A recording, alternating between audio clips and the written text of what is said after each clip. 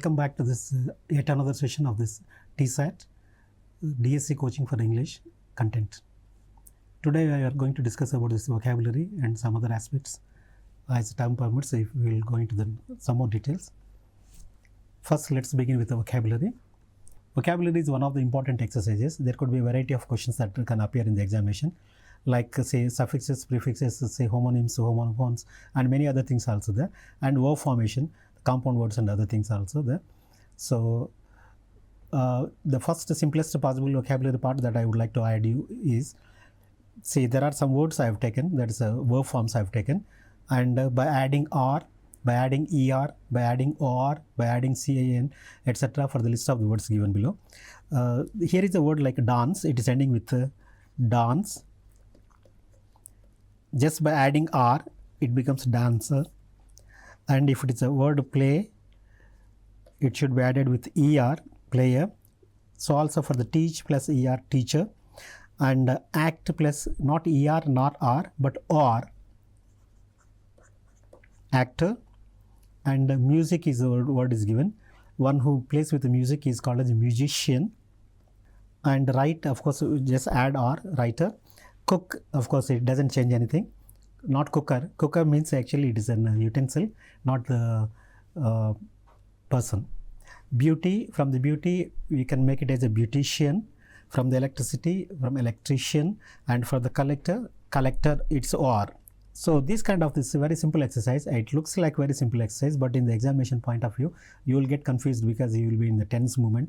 So just try to identify certain words, and also by adding R or ER or OR depending upon the case, you have to add those things and then you have to make a new words. This is extension of the original word. From the verb forms teach, play, dance, act, magic and music, etc. I am going to make them as a noun forms.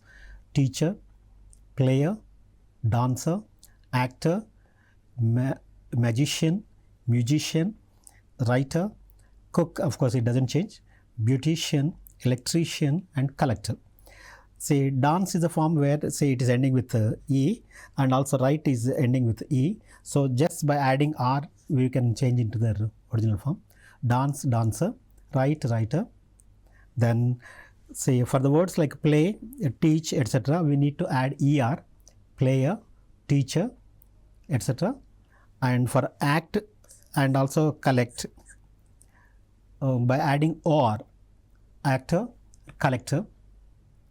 And magic and music, of course, and even electricity and beauty, by adding Sheehan, magician, musician, say A.R. Rahman is a great musician, A.C. Sarkar is a great magician, and a beautician and electrician, etc. This is how we are going to change, say, verb forms into their proper noun forms, their corresponding noun forms. Okay. And there could be any question like this, which say the final suffix, which say final inflect will take to change this word into the their opposites or their negatives or etc. would be the question. Then we have the prefixes and suffixes also in the vocabulary part. In the prefixes part, of course, so I gave you listed out some in, im, ir, il, un, anti, non, mis, dis, etc. And I gave a list of words like human, kind, possible, literate, correct, connect, corruption, virus, vegetarian, behave and conduct. Which word goes with this, which of these things? By adding these prefixes, prefix is something which comes before. If the base word is here, anything that comes before is called as a prefix. Suppose if say kind is a word, unkind, by adding un, we are going to make it as opposite. For if there is a word like possible, impossible, patient, impatient, etc. And all the words beginning with L, etc. will come as ill, literate, illiterate, legal, illegal, etc. And for correct, incorrect, connect, disconnect. And for corruption, it's anti-corruption, anti-corruption, virus also antivirus, and vegetarian, non-vegetarian, behave, how do you make it as misbehave, and conduct and misconduct. These are the prefixes. The popular prefixes that say can be added before this word, Prefix is say is a single letter or the group of letters which come before the base word to change it into exactly the opposite in the meaning. These are all prefixes. The non-popular prefixes are in, im, ir, ill, un, anti, non, mis, dis, etc. And a question could be anything, any simple word they can pick up, and they can ask you to find out then by adding prefixing the given word, we have to change its meaning into exactly opposite into the word, like it's make it its antonym. Say for example, inhuman, unkind, impossible, illiterate, incorrect, disconnect, anti-corruption, antivirus, anti-vegetarian, so non-vegetarian, misbehave and misconduct. These are this. Then likewise anything it could be. Most English words are nouns, verbs and adjectives. If you know the one form of the word, we can change it into the other forms. Like say most verbs are like ed and ending in the past tense, and they can be with TION or SION and etc. We can change them.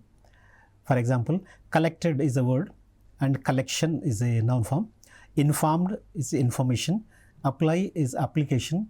Admit is admission. Commit is commitment. And decide is decision. And select is selection. These are, say, I am changing them, say, verb forms into the noun forms. Verb forms into the noun forms. This is one of the important exercise, and this is in class 6 and class 7, say, learning outcomes, it is mentioned there. A teacher should be in a position to change, say, noun forms into the verb forms and verb forms into the noun forms and vice versa. And he should be in a position to use them clearly, correctly in the daily usage. This is the exercise meant for. So if any word is given, by using these things, we can change them. Collected is from collected is collection. Informed is information. Apply is application. Admit is admission. Commit is commitment. I just picked up some few words that are there in the textbook. I just picked up these words are only from the textbook, and there are some more words that are left over that it is your job to do it. As an example, I just picked up a sample ones, but as a student aspiring for the teacher, and you need to look at all these words that are there given in the textbook. Right from class 6 up to class 10, you just pick up all those words and try to identify them and add them into this. Decide is a decision, select is a selection, etc. A prefix is a letter or the group of letters that come before the root word, and suffix is that comes after the root word. And pre is, if it is a root word is there, anything that comes before is called as prefixing. Preponement, pre-lunchation and post-lunchation after that. So that is called as a suffix. Prefixes, of course, I told you here, suffixes are less, full, thank, etc.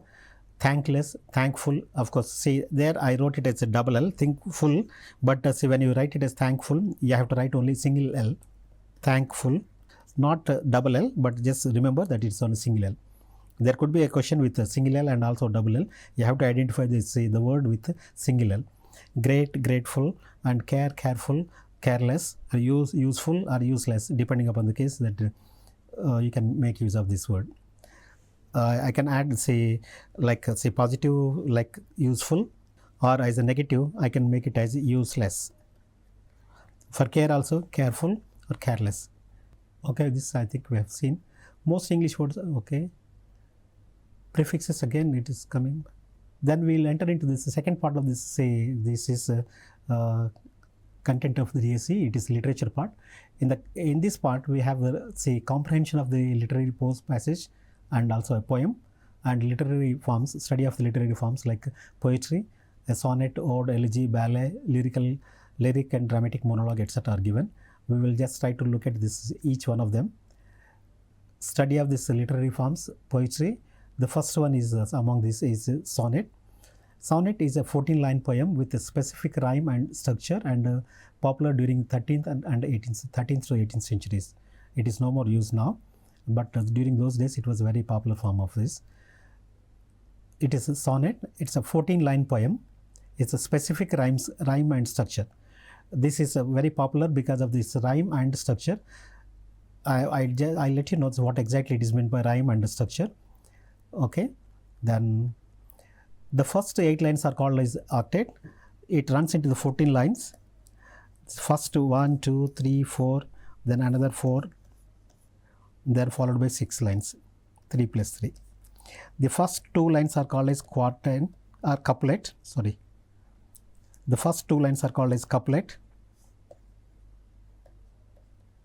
Couple, as you know, that is a 2, and say the first 4 lines are called as quatrain, or we can also call it as a stanza. This is one stanza of the 4 lines, then another stanza of another 4 lines, and there are left over are 6 lines. These say 4 plus 4 lines, it is 8 lines, we call them as octet, and this 3 plus 3 lines we call them as set. This is from the Greek numerology. Penta means 5, quarta means 4, quatrain is quarta means 4, penta means 5, hexa means 6, hepta means 7, octa means 8, nona means 9 and 10, etc. This is set, 3 lines each and 3 lines each. This is it. This is the specific form. The first 8 lines are called as octet and the next 6 lines are called as set. Octet usually raises a doubt or a question, and set clarifies and answers the question. Sonnet is basically, it's a 14-line poem. Out of the 14 lines, say it is divided into 8 lines plus 6 lines. The 8 lines are called as octet. In these 8 lines, there could be a question or a doubt is raised, and in the next 6 lines, there could be a solution or there could be clarification for these questions that are raised will be answered, etc.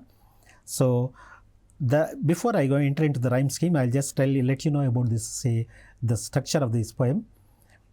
Poem is 4 lines plus 4 lines plus 4 plus 4 lines together, then 3 plus 3 lines later. Of the 4 lines, the first 2 lines are called as couplet, and all the 4 lines together they are called as a quatrain. Quatrain is a set of 4 lines of a poem. Then likewise we have 2 such quatrains. 2 such quatrains together we call them as octet. Octa is 8 lines. And then we have 6 lines. 6 lines we have 3 lines plus 3 lines. Each is a set of 3 lines is called the set. So it's a set. 6 lines is set. The first 8 lines are called as octet and the next 6 lines are called as set. Octet usually raises a doubt or a question, and set clarifies or answers the question. They are basically of the 2 types depending upon the language they are written. The first one is called as Italian or Petrarchian, and a poet called as Petrarch, Francis Petrarch, used it for the first time. Therefore, it is called as a Petrarchian sonnet. And the English sonnet is very popularized with Shakespeare and John Milton. Therefore, it was called as, Shakespearean sonnet. Petrarchian sonnet,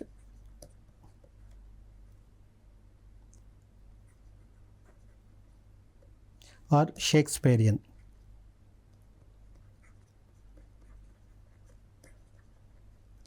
Or we can also use, this is it is written in English of course, and it is written in Italian.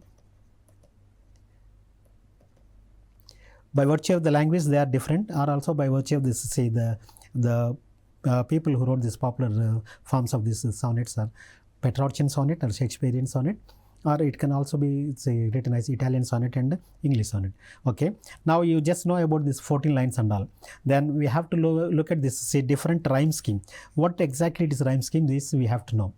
The rhyme scheme for this Petrarchian sonnet and Italian sonnet is slightly varies. Shakespearean sonnet has 3 quatrains and a couplet, 4 lines, then another 4 lines, plus another 4 lines, plus 2 lines. Whereas this is an iambic pentameter with a rhyme scheme of AB, then again AB, then CD and repeated CD, then EF and EF, and followed by GG. What is this A, B, C, etc.? This is a very important question. And for those who did not study this English literature, those who are coming from the different backgrounds, those who completed their MA English literature but they did not study these basics in English literature part, they'll find it very strange and ambiguous. So, for example, why I pick up one simple rhyme: twinkle, twinkle, little star, how I wonder what you are, up above the world so high, like a diamond in the sky. So star rhymes with R. Star is one sound, it is with star and R sound, and R of course it is star and R. R is final R is not pronounced. So these two are of the similar nature. So the first sound, that star R, I call it as A. The second one is also similar to this, therefore I also call it as A. And the high, this is a different kind of sound, therefore I call it as B. And this high and sky, they rhyme with each other, therefore I also call it as B. And if there is some other word, then I call it as different sound, I call it as a C. Then the next one is also C, etc. I am talking about the rhyme scheme, the final word in each line of a poem. I am focusing only on the final word, the last word of the poem. The last word of the poem is, say, how it sounds is very important. And if the first star is rhyming with R, I call it as, say, in mathematics, say, if you do not understand something, we call it as an X. In the same way, in English language also, if a particular sound, it is produced by some phonemes, therefore I call it as an A. The next sound is, if it is similar to that one, then I call it as A. If it is different from the first one, then I call it as B. And if there is another sound which is different from the first two, the different sound, altogether different sound, then I call it as C, a D, etc. And now you look at here, in Shakespearean sonnet has 3 quatrains and a couplet. 4 lines each, 3, 4 plus 4 plus 4, that is 3 stanzas and a couplet. And the rhyme scheme that they follow is AB, AB, CD, CD, EF, EF, and the final 2 G. This is repeated. AB is repeated, again AB, then CD is repeated, again CD, then EF is repeated as EF and EF 2 times. So this is a specific rhyme scheme. Writing poem itself is very difficult, of which putting under this specific rhyme scheme is very difficult. So poets, of course, they do it all, say it's magical things, they do this, but you and I cannot do this. This is the rhyme scheme for the Shakespearean sonnet. And it has iambic pentameter. Iambic pentameter means there are 5 words in this one. In each line there will be 5 words, and each word will have only one syllable, one vowel sound. Star, there is only one A. R, there is only one A. High, there is only one. And sky, there is only one. Likewise, there are 5 set of words are there. 5 different words with a single vowel present them. This is called as iambic pentameter. Penta is 5. There are 5 words in each line, and it's iambic with different vowel sounds. This is a rhyme scheme. Say, sonnet is a 14-line poem. Of the 14 lines, the first 8 lines are called as, say, octet, and the next 6 lines are called as set. Normally, it goes like this: 8 lines plus 6 lines. 8 lines is an octet. 8 lines comprises of 2 quatrains. 4 lines plus 4 lines.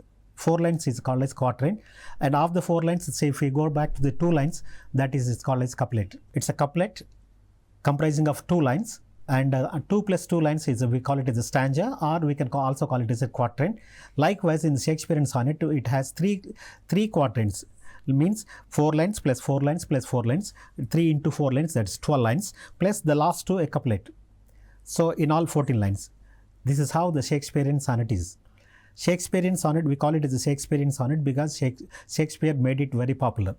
Shakespeare belongs to England, therefore it is also called as English sonnet. There was another fellow by name Petrarch, Francis Petrarch.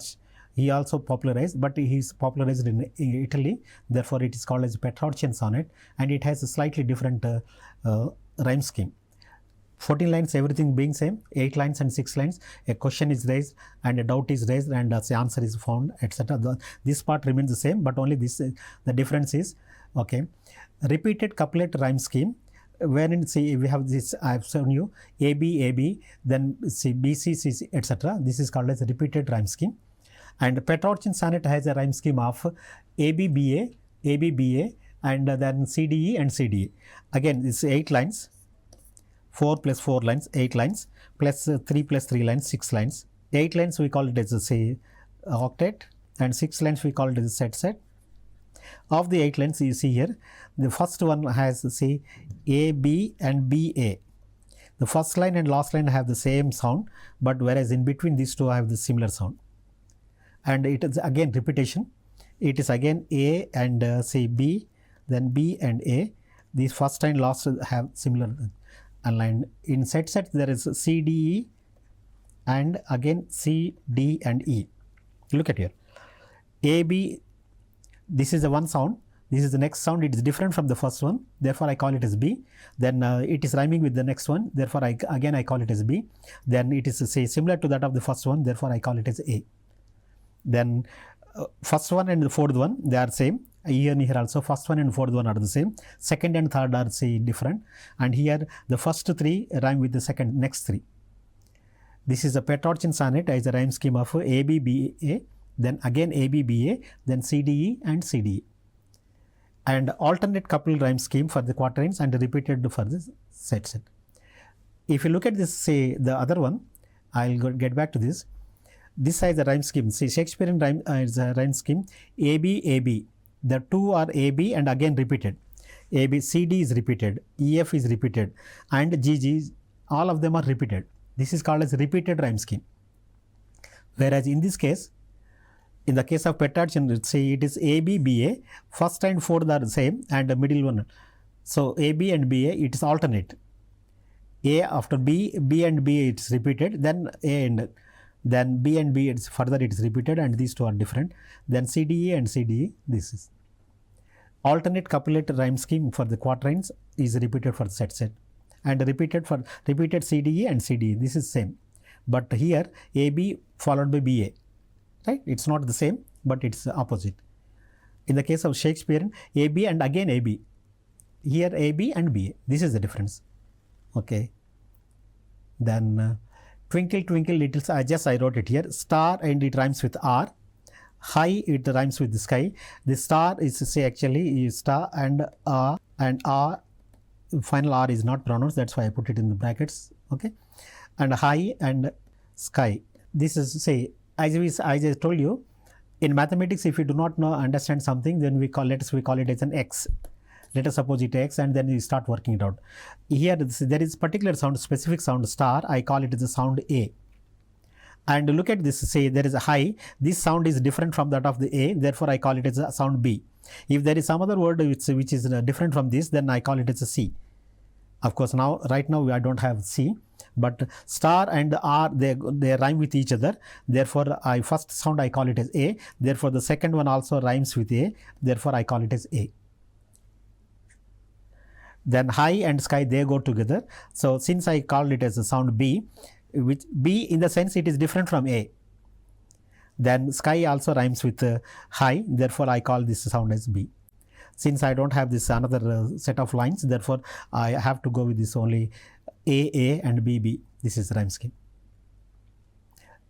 Rhyme scheme say always exists only for this last word in the poem. The last word in the poem is star and R, high and sky. Don't go look at the other words and how many words are there and all. We don't worry about it. And since a new sound is there, I call it as X, as you call it in the mathematics as X. I made it as A. And if the same sound is repeated, again I call it as A. If there is some other sound which is different from that of the first two, then I call it as a sound B. Then if it is something else, it is different from B, then I call it as C, and I keep changing A, B, C, D, E, etc. But here, of course, there are only 4 lines, therefore it is easy for us to find it out. And A and B, it is a repeated rhyme scheme. A is repeated and B is also repeated. Look at the last word in each line of sentences. Say star and is, of course, the same thing I try to explain in the first, say, the last words. Say call it as A, and then it says, say the third line ends with this high and the last line ends with the sky. High and sky, they rhyme with each other. Therefore, they are different from the first sounds like star and R. Therefore, let them be another sound B. Hence, the rhyme scheme is A, B, A and B, B. This is how this rhyme scheme has come up. Okay. Then I think we can also go to this one more thing, one more small poem. And so the next one is an ode. A former structured poem that expresses profound emotions or praises a subject, serious, lofty and reflective too, dedicated to the objects and ideas and concept. It is called as an ode. and say often celebrates and elevates the subject, promoted by John Keats in Ode to the Grecian Urn and ancient. It is of ancient period. In the literary forms, say just we looked at the sonnet, and that is the first form of this poem. And in the poem, of course, there are a lot of things to be discussed. So sonnet, what is the sonnet and how many lines it has, and what the first part of this is 2 lines, what do we call it as a, say, couplet. The 4 lines we call it as quatrain or a stanza, and 2 such quatrains or 2 such stanzas form octet, and 2 such octets say the next 6 lines say 3 plus 3 lines. 3 is called as set, and all 6 lines are called as set. And it is in 2 different forms, like Shakespearean form and also Petrarchian form. Shakespeare wrote in English and Francis Petrarch wrote in Italy. Therefore, Italian form of structure, and originally it is in Italy. Later it has been adopted into English, and that's why we just made it into 2 forms. And they have a specific rhyme scheme structure. The Shakespearean sonnet has 3 quatrains and a couplet, and 3 into 4 lines each plus 12, and it has an iambic pentameter. There are 5 words in each thing, and there is each one has only one single vowel or single syllable. Like that was say, therefore it's iambic, similar sound, and pentameter, 5 such words, and therefore the rhyme scheme is AB, AB, CD, CD, EF, EF, and GG, etc. Then the second one that we are looking at is ode. Ode is a formal structure. It is addressed to something, some idea, some opinion, etc. Ode on a Grecian urn. See, Shakespeare wrote one of the popular odes on the Grecian urn. It looks like a water jug like thing, and there are some dance forms or etc. And he mentions about this, and he addresses this, and he wrote some. And with this, we will conclude this. And thank you very much for being with me. In the next session, we will be looking into some more forms of,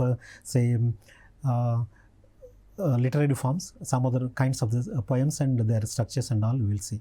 Thank you very much for being with me.